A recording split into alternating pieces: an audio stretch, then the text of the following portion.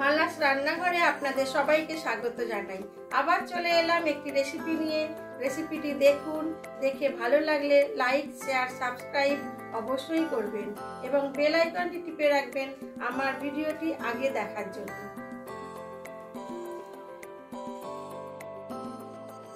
আজ আমি কাতলা মাছের কারিটা একেবারে নতুনভাবে করলাম। দারুণ খেতে হয়েছিল। এখানে কাজু, কিশমিশ, গোটা এলাচ, দারুচিনি, লবঙ্গ, গোটা জিরে, গোটা শুকনো লঙ্কা সব শুকনো খোলায় ভেজে ঠান্ডা করতে দেব। এটা ঠান্ডা হয়ে গেলে শুকনো শুকনো গুঁড়ো করব। তারপরে অল্প একটু জল দিয়ে এটাকে ভালো করে মিহি করে বেটে নেব। আমি মিক্সিতেই করব, আপনারা শিলনোড়াতেও বাটতে পারেন।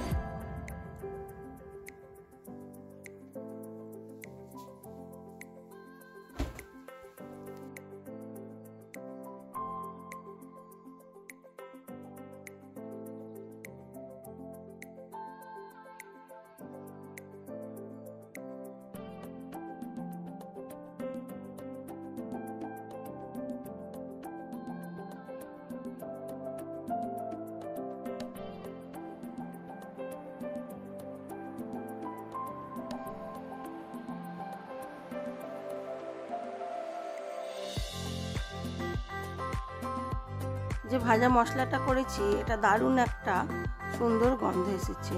জিরে, লঙ্কা, গরম মশলা, কাজু সব কিছু মিলে দারুণ। এটাই তরকারির মধ্যে ছিল।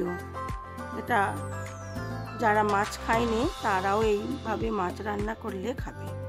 তারপরে ভেজে নেব পেঁয়াজ, আদা, রসুন। এটাকেও ভেজে নিয়ে ঠান্ডা হতে দেব। অন্যদিকে মাছটা খুব ভালো করে ধুয়ে নিয়েছি, নুন হলুদ মাখিয়ে নেব।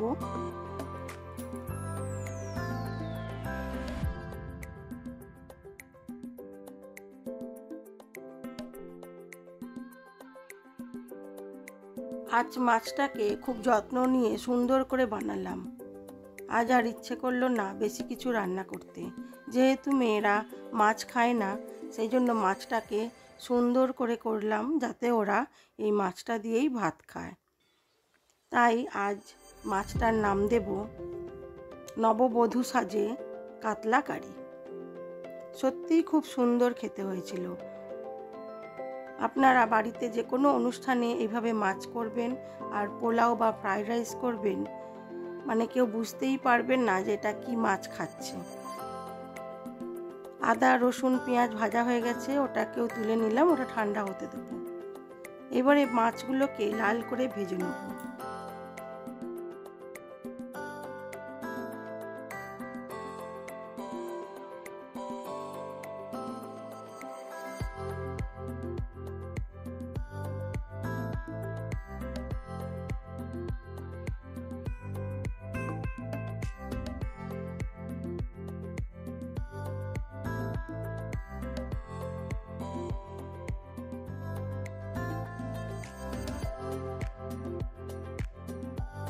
মাছটা ভাজা হতে হতে এটাকে বেটে নেব। মাছগুলো কিন্তু লাল করেই ভাজবো।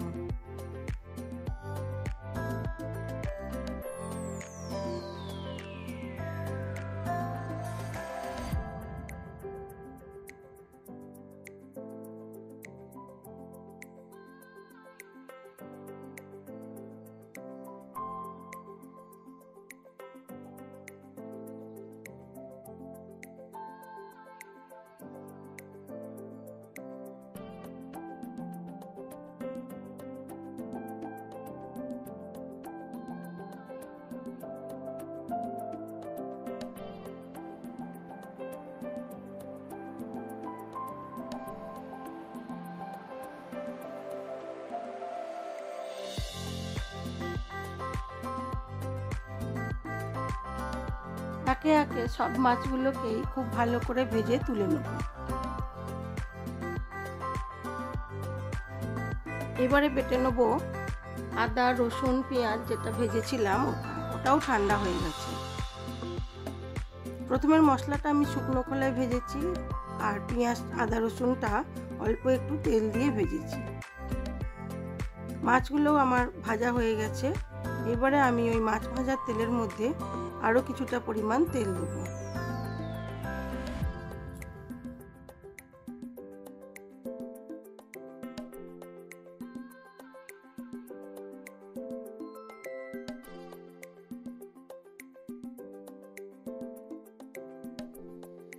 দিয়ে দিলাম দুটো তেজপাতা, গোটা শুকনো লঙ্কা, দেবো একটা সাদা এলাচ ফোড়নে। এটা খুব বেশি তেল দিয়ে রান্না করব না, কম তেলেই দারুণ খেতে হয়েছিল। এতে কিন্তু আরও কিছু দেবো। দিয়ে দিলাম অল্প একটু কাজু। কাজু ভাজার গন্ধটাও সুন্দরভাবে তেলের মধ্যে মিশে যাবে।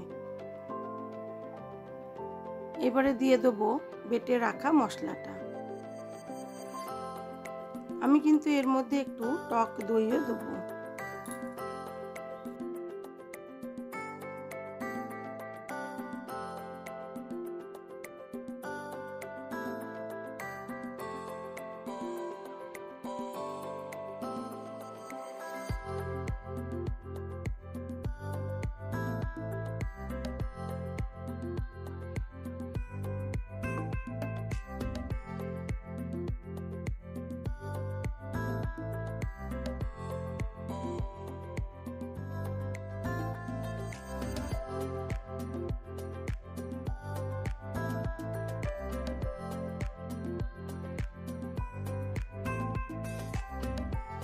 মশলাটা দিয়ে একটু কষিয়ে নিয়ে তারপরে দইটাকে অল্প একটু নুন আর কাঁচা লঙ্কা দিয়ে ফেটিয়ে নেব। নিয়ে মশলা কষানো হয়ে গেলে ওর মধ্যে দিয়ে দেবো।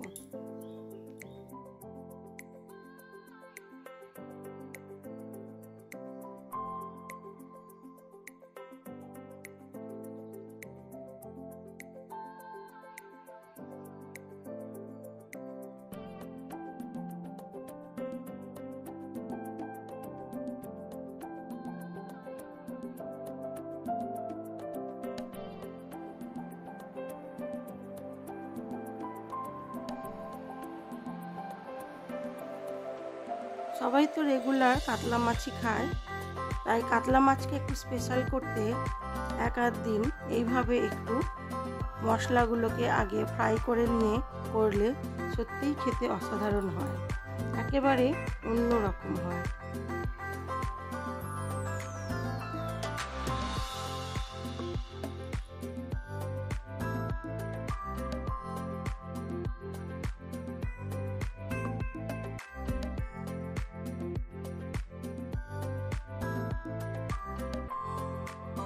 মশলাটা আমার খুব ভালো করে কষানো হয়ে গেছে। দেখে নেব ঝাল ও নুন।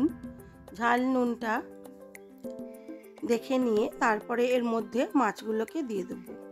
মাছগুলো দিয়ে আর কিছুক্ষণ করলেই হয়ে যাবে আমার কাতলা মাছের কারি। তবে আমি এটার নাম দিয়েছি নববধূ সাজে কাতলা কারি। কেমন হয়েছে আমার এই নামটি আপনারা অবশ্যই কিন্তু কমেন্ট বক্সে জানাবেন।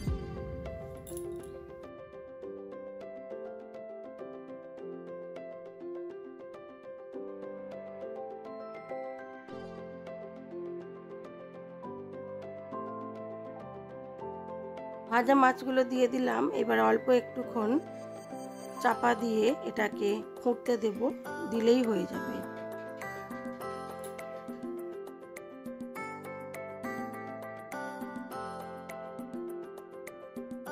আমি এইবারে মাছগুলোকে সার্ভ করে দেব। তারপরে দেখাই চলুন আমার আজকের লাঞ্চ মেনুতে কি ছিল।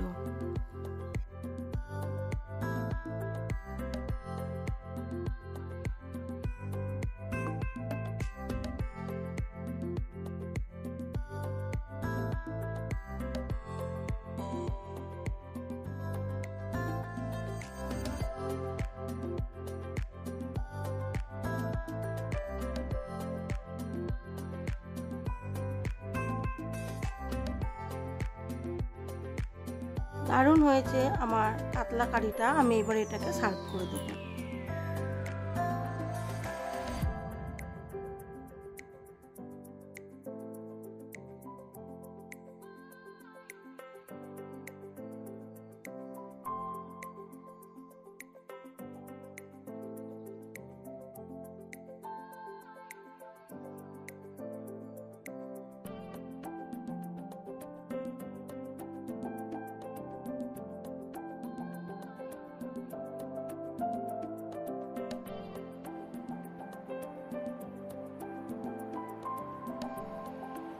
এবারে দেখাই আমার আজকের লাঞ্চ মেনুতে কি ছিল।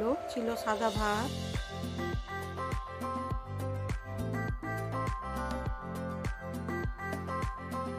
ছিল স্যালাড, স্যালাডে ছিল পাতিলেবু, গাজর, শসা,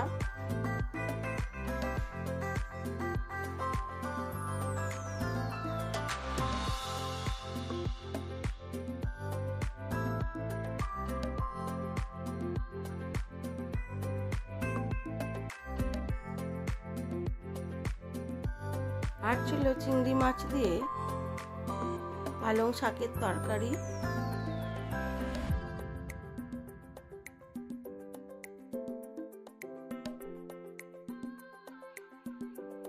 আর ছিল এই কাতলা কারি।